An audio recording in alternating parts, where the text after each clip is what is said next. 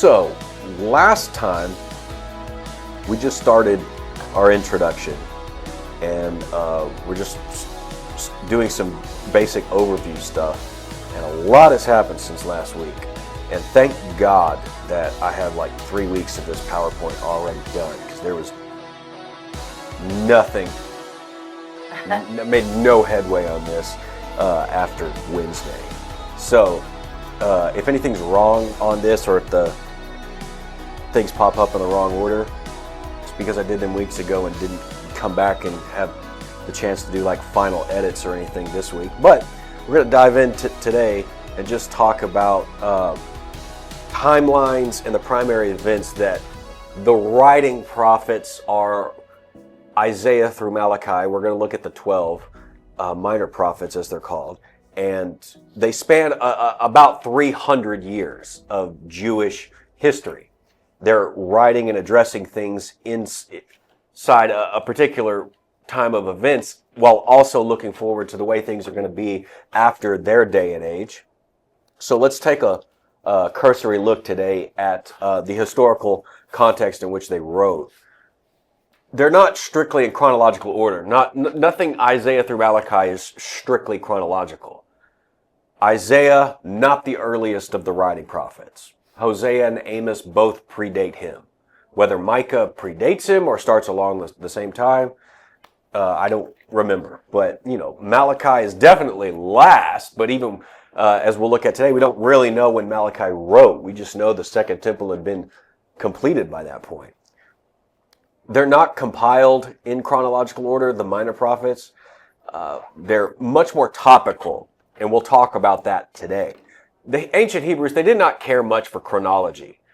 The Greeks did. The Greeks liked things to be in chronological order, but this is still hundreds of years before Alexander is going to conquer and the East and give everybody a Hellenized education. So ancient Semitic cultures, of which Hebrews were merely one, didn't really care to put things in chronological order. So books like Jeremiah, not chronological. A lot of the things in the book of Exodus, once they get to Sinai, are not written chronologically. They're much more topical in nature. They think important ideas need to be placed together, not important events in time. And that is pretty much true from Genesis to Revelation.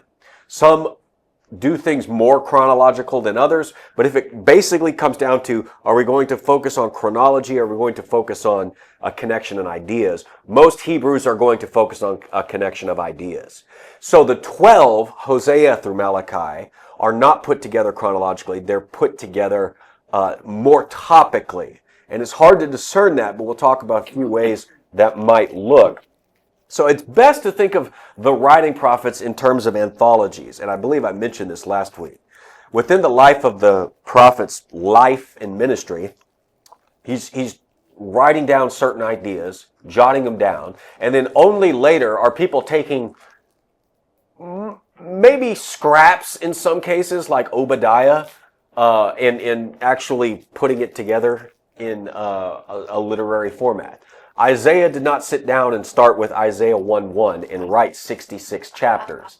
He did not do that. Somebody else came along, maybe long after the prophet was dead, and say, these are all the writings that we know came from Isaiah, and formalized them into a book. But it's good to keep in mind that they're really just anthologies, and that you shouldn't start with Hosea 1 and think that those events are happened in the life of Hosea before something in 12 or to 14. Maybe they did, maybe they didn't, but that will be a set of questions to ask as we go through a lot of these. But for the most part, the chronology, as long as you know the general time frame that a prophet is living and writing, going through his book topically is better than trying to narrow down when did he say this? Did he say this? This comes in chapter 6, but did he say this before he said chapter 4? Most of those questions are not going to be very helpful. The chronology that you do need to pay attention to are 3 main time frames, and they're pretty simple, and hopefully you know them already: pre-exile, exile, and post-exile. So The pre-exilic is just any prophet that's living, but we're narrowing it down from the writing prophets before the exile. Then you've got a couple of prophets that write during the exile. None of them are in the minor categories, so we're not going to look at the late time of Jeremiah, Ezekiel's ministry, or Daniel. We're not going to look at those. But those are really the only three that even fall into the exile. And then the post-exile, you have a handful more. But it spans about 300 years. So the pre-exile is typically going to be anything written before 586 BC.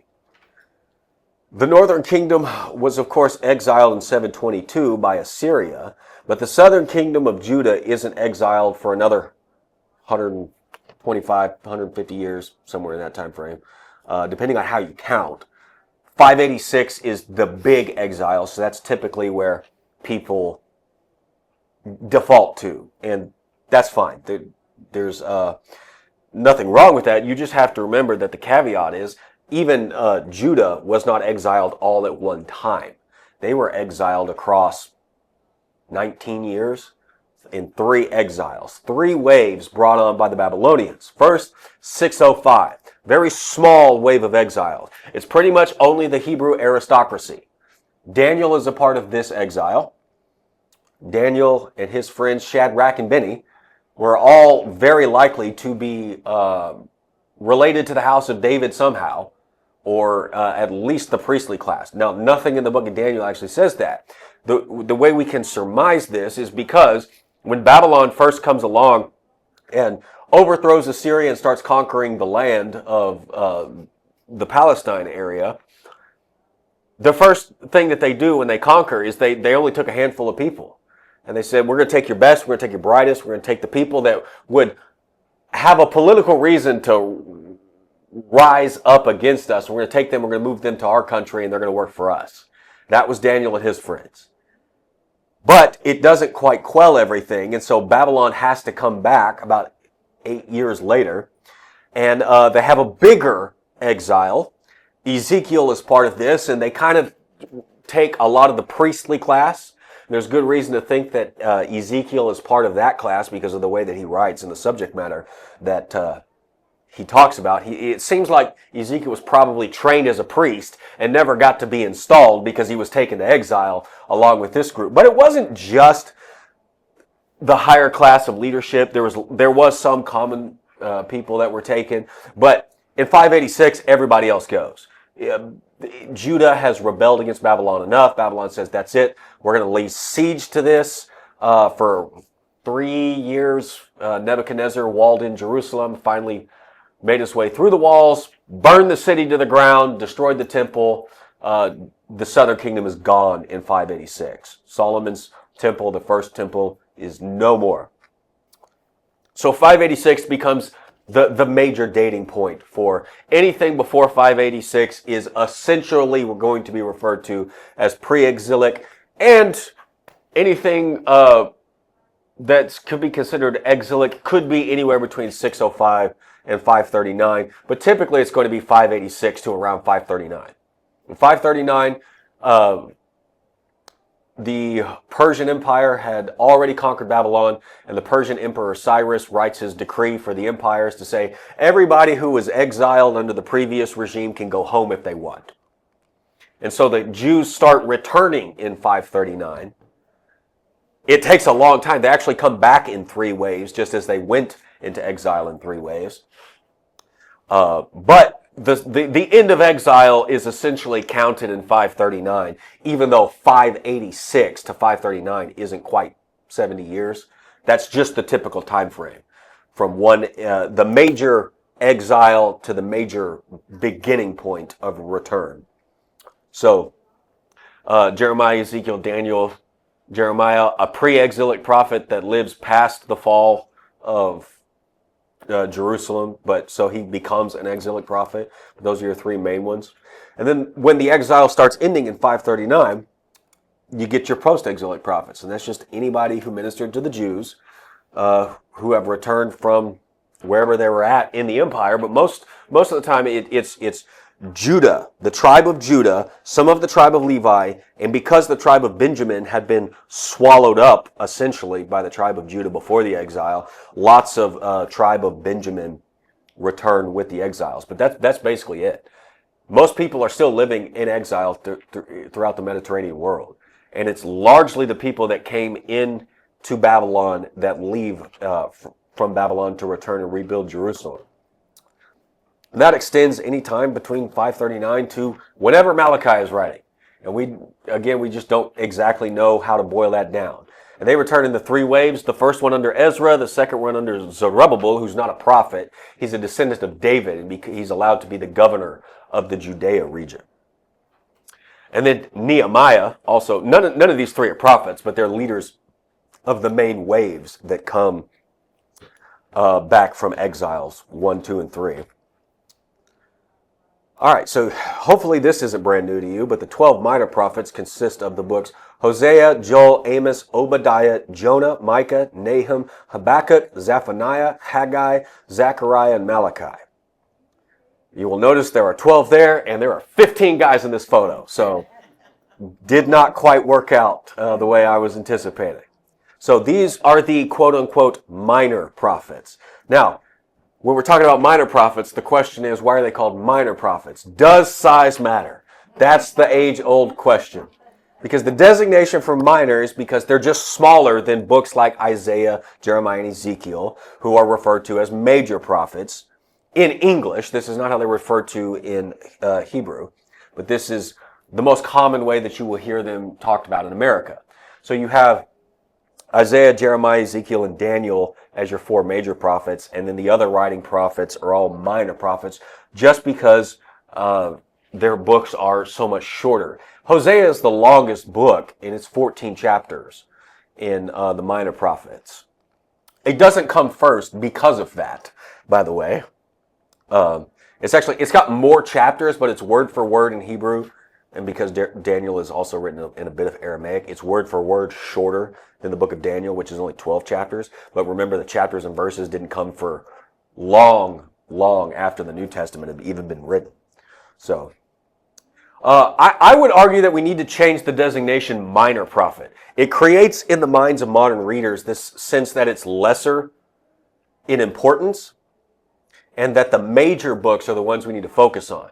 But see, when you really get into studying what the minor prophets are saying, you realize that by and large, the 12 are actually quoted and referred to more in the New Testament than the other major prophets except Isaiah. Remember that I said last week the 12 are written on one scroll, right? They're considered one literary unit. In that sense, the 12, you can take them separately, and that's fine. However, the fact that the New Testament actually does more getting its theology, especially its messianic theology, from anybody except Isaiah, should tell us the minor prophets that we tend to see as less important are actually extremely important for understanding what the New Testament authors are doing. If you do not know your minor prophets, you're not going to understand your New Testament very well. Other than Isaiah, it's probably the Psalms that are quoted the most, and that's largely because the author of Hebrews quotes the Psalms, and so they get a big kick in the New Testament. But my point is that the minor prophets, whether we call them the shorter prophets or the 12 or something, a better designation would help keep us from thinking that they're less important, considering how important they are in the New Testament. Would they be the foundational prophets versus the popular prophets? That's an interesting question. I'm sure some people would have thought that way. However, I'm not sure I would make that argument. Are they more foundational? I think my point is going to be that whether it's Isaiah through Daniel or Hosea through Malachi, they're actually supposed to be of equal importance. All of them are doing similar stuff, and I get the idea that you want to pay more attention to the larger books, but there's some stuff that if you overlook it, you'll miss whole designations of one, the messianic profile, that's a big deal, but also you'll miss whole characteristics of God that the prophets are divulging. Whole emotions that if you don't get them from the minor prophets, you might not get them from the prophets. You might find them in the Psalms if you're reading and pay attention there. But for the most part, God's character and some of his personality is on display through the personality of the minor prophets and the writing prophets in general. But God uses the diversity to show just how complex he actually is. And I would say you get a warped perspective when you only take so much of Scripture seriously. And that's a problem in modern Christianity. As Rachel was pointing out last week, we kind of have our favorite passages. We love to talk about salvation. We love to talk about the forgiveness of sins. We don't like the prophets because they're mean, they're rude, they're sarcastic. They're all the negative qualities that we don't like, and yet God is using these to actually correct his people. So maybe they're not negative qualities. Maybe our perception is wrong. And we can have a fuller understanding of God, including Christ, if we would take a fuller perspective of his word and not ignore them or view them as less important because we designate them minor. Minor never meant in history that they were less important. They only meant that they were quite literally smaller. That's all. So we don't want to think that way. And I want to show you that. It's just dangerous to say the least if we think that way in the future. Sorry, somebody said something? Something stupid. Hey, I do that a lot. They still let me teach. So, Isaiah through Malachi is as long as the entire New Testament itself. So the writing prophets together are just as big as the New Testament, which is about a third of Scripture. But just like Jude and 2 Peter, what's in the back just often lacks priority, so we just don't get to it. Ranging from around 750 BC with the prophets as early as Amos and Hosea, down to Malachi, around 750, maybe 730 BC. The era of the writing or former prophets spans about 300 years of Israelite history and prophetic ministry. Of course, there were prophets like Elijah and Elisha who ministered to the school of the prophets in the book of Kings. There's plenty of prophets before Hosea and Amos. They just were predominantly, maybe only, oral in their communication. So their messages didn't get written down until either Hosea or Amos started doing it. So it's 300 years where God works very hard, very desperately in a sense, to reveal himself to his people. And what he says in some of the earliest stuff is, I'd really like not to have to send you into judgment, into exile. That is avoidable. If you will get rid of these other gods and come back to me, you won't have to go into exile. But it's a threat that I'm making back when I formed the covenant with you at Sinai, and I will fulfill it if you guys don't do this. And so they didn't want to turn to God away from other gods, so God said, fine, you'll go into judgment. You'll go into exile. And you know what? To this day, they went into exile because of idolatry. To this day, Israel does not have a problem with idols. They have a big problem with atheism, but they don't have any problem with idols. There is no such thing as a Jewish pagan to this day. And so the exile has done its work quite well. Sometimes judgment is good because it teaches us the lesson the hard way. So, a little bit more on the timeline of stuff. Although we cannot know certain details about maybe half of the 12, including when and to whom they wrote in any specific sense, a general chronological outline of the 12 would look something like this. Your pre-exilic prophets consist of Hosea, Amos, Micah, and Isaiah.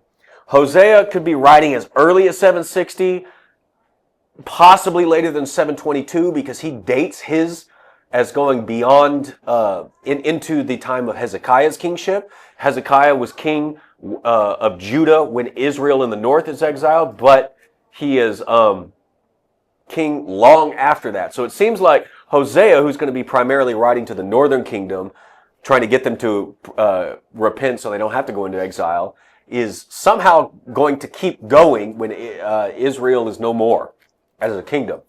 Amos is starting sometime around 760 and 750 BC. It's rather unclear where Hosea and Amos overlap and start. Most scholars are going to put their bet that Amos was actually the first of the writing prophets and that Hosea came a few years after.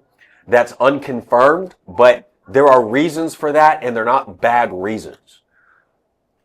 A deep dive, and we're not going to do a total deep dive into Hosea and Amos, but a truly deep dive in, like an Amos scholar.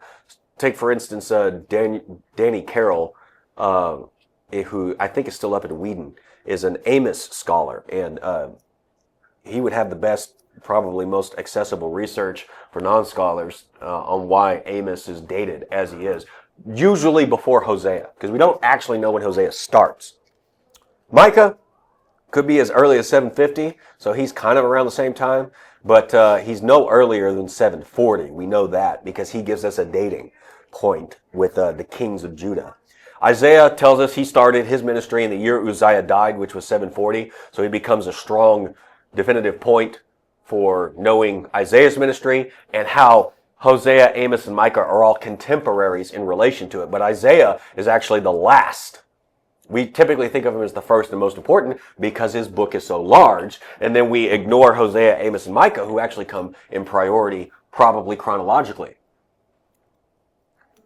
So, with the northern kingdom being decimated and scattered by Assyria in 722, that ends all that prophetic ministry outside of Judah. The only thing left is in Judah, ministries and prophets happening in Judah. There's a good argument to be made that because Hosea tells us in his book that he's ministering beyond 722, that he actually fled to the south. We don't know this for certain, but how does he carry on if Assyria wipes out the northern kingdom? Because he knew it was coming. He took it seriously. It makes perfect sense that he would say, all right, fine, wash my hands of you guys. I'm going down to our cousins in the south, and I'm going to stay with them because God's going to protect them. Because they'll actually... I think this would have been well before Josiah. So Hezekiah was a good king. Uzziah was a good king. Good kings existed in Judah. None existed in the northern kingdom. A couple of more pre-exilic prophets. Nahum, sometime around 663 he starts, but we don't really know when he finished. Could have ministered as late as 612 BC. 627 is a much more likely. Based on the death of the Assyrian kings. Nahum is largely about judgment against Assyria. He's a prophet probably in the south because this is after the north has been wiped out. And he doesn't concern himself with Israel's sins. In his book, he's like, okay, Assyria did this to Israel. This is the punishment that's going to happen to Assyria. And if you know the events of Assyria, kingships, and how their empire waxes and wanes, then you can narrow it down, and 663 to 627 is a much closer bet. But he could have ministered all the way to 612. Zephaniah, 641, 640, somewhere in there to about 609-ish, during the reigns of King Josiah's reforms. King Josiah is... a truly good king. He sets out to get rid of all of the idols in Israel. He takes the prophetic message seriously. He starts his reforms in 628. Then in 622, after about 6 years of trying to recover Yahweh worship in the land, they actually found a copy of the law, which was most likely some early edition of Deuteronomy. And Zephaniah seems to be ministering in light of that. I would say Zephaniah is the closest book of the 12 in reference to Deuteronomy. And the rest of the prophets are living in light of Deuteronomy. Now, we probably have a later form of it in our English Bibles that's been edited during or after the exile. So it was probably an early edition, but Zephaniah sounds like the book of Deuteronomy, probably because he's ministering during the time where Josiah learns about Deuteronomy that had been lost and hidden in the temple and ever ignored for generations, and then they find it, and Josiah's like, "Oh crap, what are we going to do?" And he's serious about it though, and I think Zephaniah is playing a part in that. Habakkuk is dated anywhere between 612 and 605. Best guess is to date this prophet text between the time when Babylon conquered Assyria in 612 and when they defeated Egypt in 605. Because they were, the argument would go, okay, so Babylon's strong enough that when God says, I'm going to do something you wouldn't believe in your day if I told you, I'm going to bring Babylon down to conquer you guys. But Assyria would have still been a superpower in their way. It has to be early enough for that, I think, Habakkuk 2 to make sense in light of the historical realities. But also, it can't be any later than when they defeat Egypt and basically become the dominant superpower. And this is right before they start taking Jewish aristocracy into exile. So it's got to be before 605. It's possible, though unlikely, it's before 612. Because there's a lot of fighting between Babylon and Assyria. Obadiah, we don't know. Nothing on Obadiah. He is largely about the cousins of Israel, Edom, saying, you guys joined the Babylonians and helped oppress your cousins. God's going to get you. You think you're safe up there in the cleft of the rock? Wrong! God's going to get you. Okay, Jeremiah starts his ministry sometime in 627, and it's very near the end of Josiah's reign, so he's overlapping with Zephaniah, probably overlapping with Habakkuk to some degree.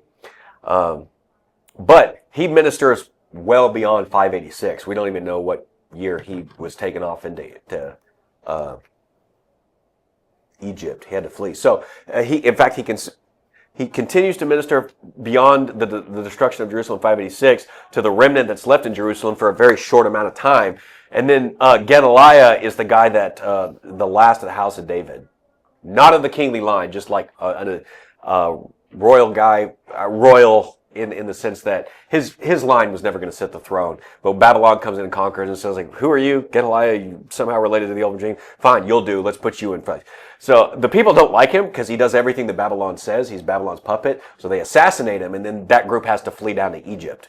And they take Jeremiah with them. And it's rather unclear, did Jeremiah go willingly or did he go against his will because of the panic? So he continues well after 586, and we don't really know how long. Ezekiel starts, he dates his specific prophetic events better than a lot of people. So he can be dated to 593 was his call. And he prophesies past 586 with the fall of Jerusalem.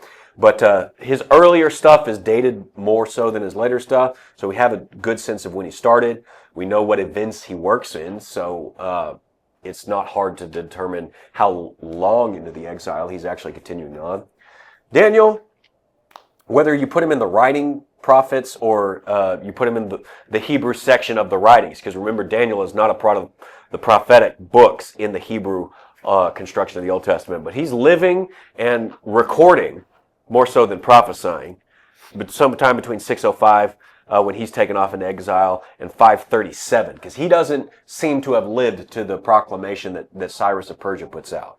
So he's dated for good reason at 537 as just before that. He seems to have died. I mean, he would have been very old by the time Persia was letting people go back. So he probably didn't live to see the first wave of exiles. He certainly doesn't write anything from that time period. Joel, nothing. I will put Joel in a post-exilic book because despite the fact that it's so early, it comes right after Hosea, there's no mention of a king, which would be, it's not a smoking gun, but it would be really, really weird because all of the prophets who write while there's still a king, either in Israel or Judah, have something to say about that king, have something to say about that royal court and the good or bad that it's doing. It references broad Israelite leadership, and I think it makes one reference to the temple. So either Joel is pre-exilic and he just doesn't have the same concerns, or he's actually post-exilic and doesn't have the same culture anymore. I would also argue there are textual word choices that Joel uses that seem to be influenced by Aramaic than Hebrew. He's writing in Hebrew, but there's like some Aramaic loanwords.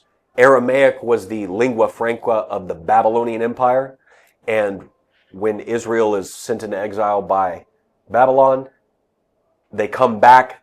A lot of them don't even know Hebrew anymore. They speak and read Aramaic. A lot of them have to rework their Hebrew language. By the way, the Hebrew lettering system that we have now is an adaptation and adoption of Babylonian Aramaic. Not a lot of people know that.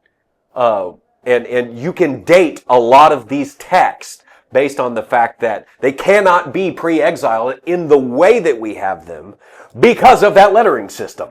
And they had to make choices after this because they're like, man, we have these in like these Paleo-Babel Hebrews and we can read it, but nobody else can.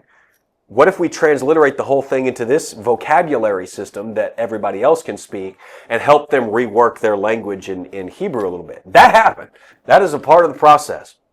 Also post-exilic and part of the 12, Jonah. Jonah, the man, was a pre-exilic prophet, but he's only mentioned in like 1 Kings 14? No, 2 Kings 14. I do not think the book of Jonah was written or constructed until after the exile, probably. For a lot of the same reasons as Joel, there are Aramaic loanwords, transliterated Aramaic terms that you actually have to get into the nitty-gritty to realize that the book of Jonah is not about the fiction, the historical prophet that existed. It's something completely different. I would argue that it's a fictional, I would say satirical account designed to actually poke fun of the post-exilic community. Oh, you guys think you're so good because you have a new temple? Oh, you guys think you're so much better than the Gentiles? Let me tell you a story about a guy who did everything wrong who was Jewish. And put him in the context of having to minister in front of Gentiles who do everything right and the Jew does everything wrong. Because he's trying to satirize the attitude of his community, which is why we're not going to cover it. It's not really a prophetic book. It's trying to do something different for good reason. Haggai, Zechariah, and Malachi are definitely post-exilic because they tell us their dates. Haggai is only prophesying for like 4 or 5 months here. August 29th to December 18th of the same year. Zechariah gives us 3 dates for 3 prophets, prophetic texts that he gives us. And so we know he's ministering sometime within these 2 years to the post-exilic community. Both of their messages had one thing in common. Get off your butt and finish the temple. You guys have been back from exile for like a generation now. Your homes are built, but you've laid the foundation of the temple and you haven't actually done anything else. Get off your butt and get it done. And the people actually say, okay. And so they help them get it done. And so they have some good things to actually say to the people because you did this. Good things are coming for you guys because when God told you to stand up and do something, you stood up and did something. Turns out that's all God really wanted you to do. Malachi, however, we don't know when he's dated at all, to be fair. There are some good guesses. The second temple has to be completed because he has a lot to say about the priests and the way that they're treating people. So we know it's beyond the 516 date after, these guys get the people off the butt in 518. They complete the second temple in 516, 515, somewhere right around there. However, it's much more likely that the temple system has been going for a while. Malachi shows signs that he's writing in light of the same things that Nehemiah is dealing with. So a lot of people are putting him around 450 to 430 because Nehemiah's reforms are happening during that time. That's a guess. Nobody really knows that. Nobody even knows if Malachi is actually the name of the prophet. Malachi is the Hebrew name that means my messenger. So, is it an actual name or is it just, does the text actually say God's message came to his messenger? How do you read that stuff? So, while certainly the latest known of the writing prophets and the last one of the 12, we just can't narrow down Malachi's ministry beyond a 115-year window. I do agree. I see the point of putting it around Nehemiah's reforms because of the topic in Malachi's ministry topics, what he's prophesying against. So I see the point. That's not a hill on which I'm going to die. But you'll most commonly find about 430. At least 450 to 430 is going to be your dating for that one. Now, a couple of last things here. Let's see, how much more can we get through? Okay, I think we can get through 5 more slides here. Around 200 BC, there's a book that some Jew wrote that now appears in the Apocrypha. It's called the Wisdom of Ben Sirach. Some of your English translations will say Jesus ben Sirach. Other ones refer to it simply as Ecclesiasticus. All right, it goes by many names. We know it's written about 200 BC. That dating is actually pretty firm for good reason. It's written in Greek. That's a big part of it. Oh, excuse me. But in it, he references Isaiah as a book, Jeremiah as a book, Ezekiel as a book. Then finally, he mentions the bones of the 12 prophets, telling us that by 200 BC, the 12 were already being thought of as a single literary group, united together by their literary construction into one scroll, one book, one thing. It was around the same time that the Septuagint was starting to be translated. Septuagint is the Greek translation of the Old Testament. The number means 70 because the story goes that, it's a funny story, 70 rabbis met in Alexandria. They all go into these private separate booths to work on their translations, and when they came back out together, they found that they'd all translated everything exactly the same way. Which, I don't know if you ever worked on a translation committee of any kind, but that usually doesn't happen. But that's what the legend says, and so they named it after the 70. At least that's an apocryphal story, you know. So the Septuagint kept the 12 as a single literary unit based off how things were conceived in the Hebraic communities from which they came. But I do want to note, in the Masoretic text, the Hebrew Old Testament that we use to translate our Old Testament, the ordering of the 12 is sometimes different than what you'll find in the Septuagint. Our English Bibles actually borrow from the Septuagint because it was the ordering that the early church, who primarily worked in Greek for about the first 400 years of Christianity, their Bible was the Septuagint. They did not work and operate in Hebrew or Aramaic. As soon as Paul starts taking the gospel to the Gentiles, Greek is already dominant in the worldview of the day, so it just became way easier to work and operate in Greek. So 6 out of the 12 prophets have historical superscriptions that help us with dating and when they're writings. That's Hosea, Amos, Micah, 3 very early ones, Zephaniah, Haggai, and Zechariah, very late ones.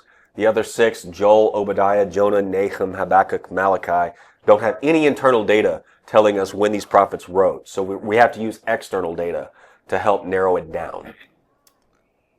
Some of their internal data will help us know, okay, it's clearly before exile, so we know that.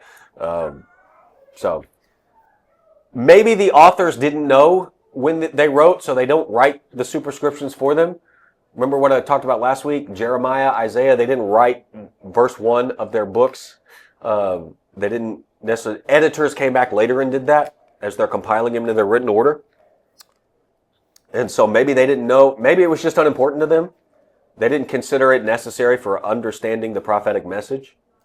So if you wanted to look at a chart, the historical superscriptions, yes, no, Amos, yes, Obadiah, no, Jonah, no, Micah, yes. And so you just get a sense of here's what we can know. And based off that, it helps us work around the ones that we don't have any more direct evidence of. And the superscription is just like, hey, here's what we do this.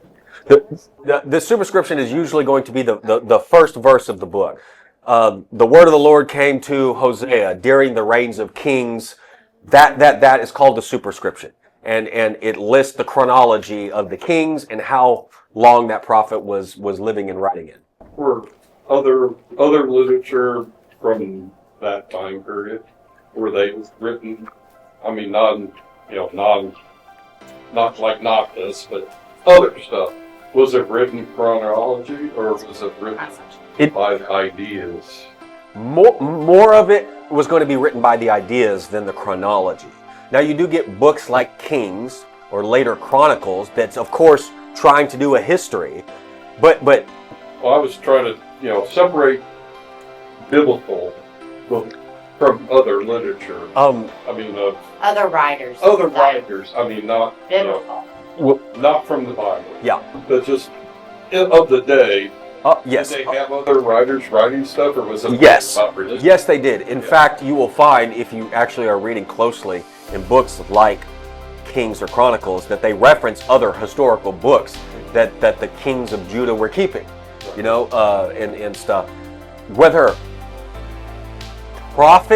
other prophets were keeping records of their sermons and prophecies, stuff, is a little bit harder to tell. I do think it's likely, but I don't think that stuff survived the exile and the destruction of Jerusalem. I do think that what ended up in our Bibles is what God intended to preserve. I think it was a messy process to get it all into the form that we have it. And I think a messy process is no indication that God isn't working or using those people. The prophets are sitting down, they're writing their ideas out, they're really thinking it through. Other people are collecting that, editing it, revising it, reworking it into formalized books, and then passing down those formalized books. And we're still using those formalized books today. I think all of that is part of the process. And anything that was not, just because it wasn't from God, doesn't mean it needed to be preserved. Lots of prophets spoke. We don't have any of their records. We don't know anything of them. That doesn't mean that they didn't speak from God, just that it was not going to be part of the library that God actually wanted to preserve for all generations everywhere. I don't know why. I just know that he didn't.